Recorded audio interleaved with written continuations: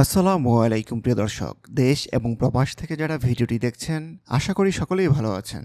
হযরত শাহজালাল আন্তর্জাতিক বিমানবন্দর এলাকায় পথচারীদের জন্য তৈরি হচ্ছে বিশাল আন্ডারপাস। ঢাকা বিমানবন্দর এলাকায় এই পথচারী আন্ডারপাসটি নির্মাণ কাজের বিস্তারিত তথ্য জানার আগে আরও একটি গুরুত্বপূর্ণ তথ্য আপনাদের জানিয়ে রাখছি। ইতিমধ্যে হযরত শাহজালাল আন্তর্জাতিক বিমানবন্দরে চালু হয়েছে অত্যাধুনিক air traffic control system ATC tower, যার মাধ্যমে ঢাকা বিমানবন্দরে সকল ধরনের ফ্লাইট পরিচালনা করা আরও সহজ এবং নিখুঁত হবে।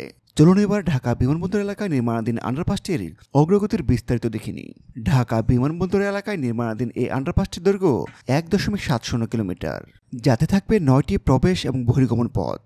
এরই মধ্যে ঢাকা বিমানবন্দর টার্মিনাল 1 এবং 2 এর সামনের অংশে প্রবেশ এবং বহির্গমন পথ সহ পাতাল পথের নির্মাণ কাজের পাশাপাশি আরও বেশ কয়েকটি পয়েন্ট থেকে এই পাতাল পথের নির্মাণ কাজ এগিয়ে চলছে। এর মধ্যে রয়েছে ঢাকা বিমানবন্দর রেলওয়ে স্টেশন, হজ ক্যাম্প বিআরটি স্টেশন। সেই অংশ দুটিতে যাওয়ার আগে এই প্রকল্পটির বেশ কিছু গুরুত্বপূর্ণ তথ্য আপনাদের জানিয়ে রাখছি। 1.70 কিলোমিটার দীর্ঘ এই পাতাল পথের নির্মাণে ব্যয় ধরা হয়েছে ১,১৮৩ কোটি ৯৬ লক্ষ ৯৪ হাজার টাকা। এই আন্ডারপাসটি হবে সম্পূর্ণ শীতাতাপ নিয়ন্ত্রিত। এতে থাকছে লিফট, এসকেলেটর এবং ট্রাভেলেটর। এছাড়াও এই আন্ডারপাস দিয়ে যে 9টি অংশ দিয়ে প্রবেশ এবং বের হওয়া যাবে সেগুলো হচ্ছে হযরত শাহজালাল আন্তর্জাতিক বিমানবন্দর টার্মিনাল 1, টার্মিনাল 2, টার্মিনাল 3, বিমানবন্দরের উত্তর গেট, বিমানবন্দরের দক্ষিণ গেট এবং এমআরটি স্টেশন, বিআরটি স্টেশন, হজ ক্যাম্প এবং ঢাকা বিমানবন্দর রেলওয়ে স্টেশন। দর্শক, চলে আসলাম ঢাকা বিমানবন্দর রেলওয়ে স্টেশনের সামনের অংশে। এই অংশে প্রবেশ এবং বহির্গমন পথে নির্মাণ কাজের বেশ অগ্রগতি হয়েছে। এর পাশাপাশি আশকোনা হজ ক্যাম্পের অংশেও আরও একটি প্রবেশ এবং বহির্গমনের অংশে নির্মাণ কাজ এগিয়ে চলছে।